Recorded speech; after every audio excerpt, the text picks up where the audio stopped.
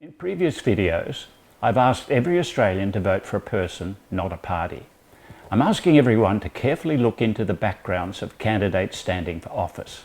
For example, there are quite a number of socialist Green candidates who are running as independents, funded by Simon Holmes à Court, who heads an organisation called Climate 200. Simon Holmes à Court, in an interview, has conceded all of the candidates he's backing have a shared philosophy on climate change, integrity and gender equity. Two of these issues I readily agree with, although I suspect both will be perverted to be exactly the opposite to what the words mean. I learned a long time ago that in a newspaper with the name The Truth, you'll be hard-pressed to find that precious commodity.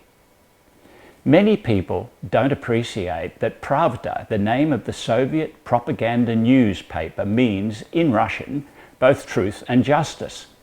Well, the Soviets were not well known for either. So I worry about anyone claiming to stand for integrity and gender equity when it comes in a wrapping of climate change. So in this video, I've decided to address the matter of climate change so as to inform everyday Australians of what is truly at stake and the damage already done to our economy by climate change. Here is a graph of the average cost of electricity to consumers in Australia compared to the Consumer Price Index. These figures, by the way, were provided by the Australian Bureau of Statistics. You can see from this that since 2007 to 2018, the cost of electricity has increased by 5.5 times the CPI. Even if you are one of the lucky ones that have a solar system installed on your roof, it is likely you have only halved your electricity bills, but you're still paying more than 2 times what you would have had to pay if politicians had not fiddled with the electricity and energy system. Cheap, inexpensive energy is the foundation stone of any prosperous, successful society. Australians now pay on the average 25 cents per kilowatt hour for their electricity, whereas the Chinese are paying around 5 cents per kilowatt hour. Despite the fact they are burning Australian coal, they have had to transport 8,250 kilometres by sea to China. The Chinese have been building coal-fired power stations at the rate of approximately 1 every 1.5 weeks. If Australian industry is paying 25 cents per kilowatt hour for its electricity and the Chinese 5 cents, it is impossible for Australians to compete. So, what is the cause of electricity being so expensive? There are quite a number of them, but chief amongst them is the fact that intermittent power is being injected into the grid, and this means that base load power generation facilities cannot operate economically or efficiently. I've read a CSIRO report that claimed renewables are competitive with coal-fired power stations, and I have to say it is some of the most fallacious material I've ever read. If the authors were my students at a university, I would fail them outright. As technology stands at the moment, renewables cannot deliver energy that is as cheap nor as reliable as coal-fired power stations, or for that matter, nuclear power stations. The central reasoning driving renewables is based on the belief that CO2 being emitted by humans is causing global warming. So let's look at that posit from a number of different directions. NASA has, through using its satellites, been able to determine that the Earth's plants have taken on 11% more leaf area from 1982 to 2015, a period of approximately 33 years. Now, the rate of absorption of a plant of CO2 is directly proportional to its leaf area, provided moisture and sunlight have not changed. You have no doubt heard that mankind's contribution of CO2 to the atmosphere is around 3% of all of the emissions. If plants are now taking in 11% more CO2 than they were in 1982, then this more than compensates the inputs of humans into the atmosphere. Indeed, the rate of consumption of CO2 by plants has grown by 3 times humanity's total output. But is the figure of 3% correct? I have my doubts.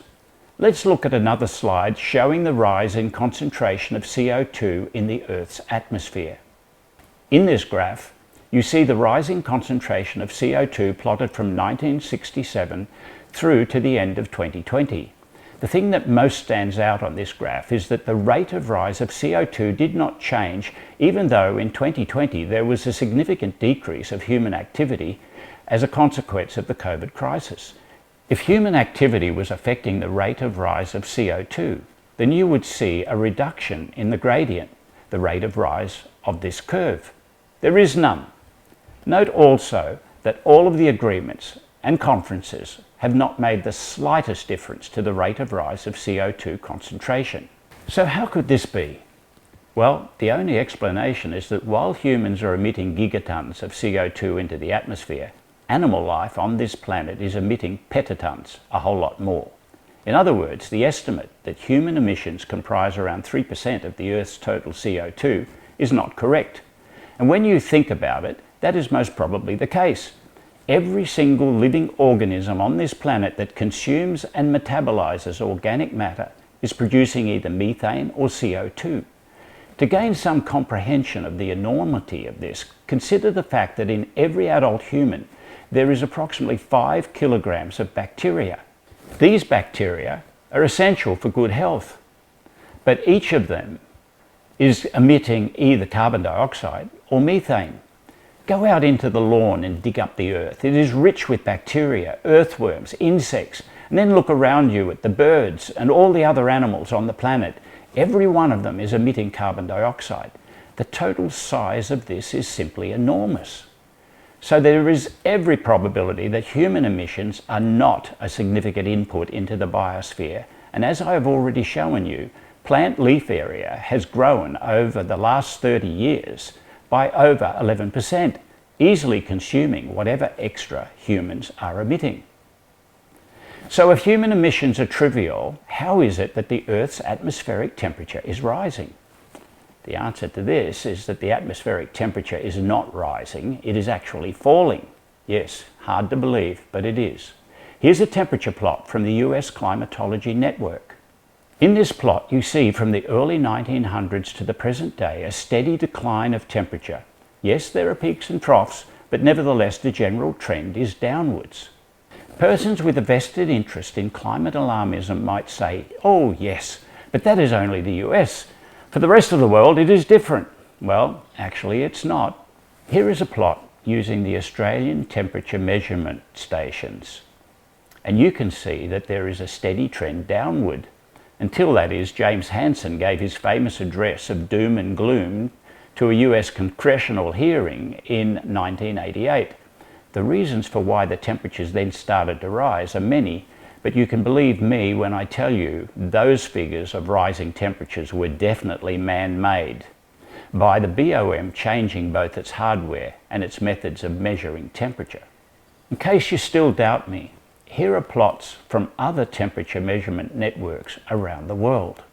This is Brazil. The trend is downwards. And here we have Japan, also downwards. Now we move on to Durban, South Africa. It's downwards. What about Sierra Leone off the coast of Africa? Going down. And we might as well go down to Antarctica. Yes, in Antarctica also the temperature is going downwards. So much for shrinking ice caps. That too is fiction. I'll finish this video now because my aim is to make short, entertaining takes for my busy audience. When you go to vote, remember what I have recommended to you. Make sure you are voting for someone who will protect your interests and the interests of your family. The climate scam is intended to make certain people very wealthy whilst destroying our economy and our way of life. Please, when you vote, vote for the person, not the party.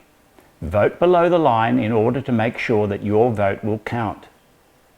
If you think that I have the qualifications and life experience to be your representative in the Senate, then please vote 1 for Kevin Lockray. Spoken and authorised for Kevin Lockray, UAP candidate for the Senate, New South Wales, Keith Hall, New South Wales.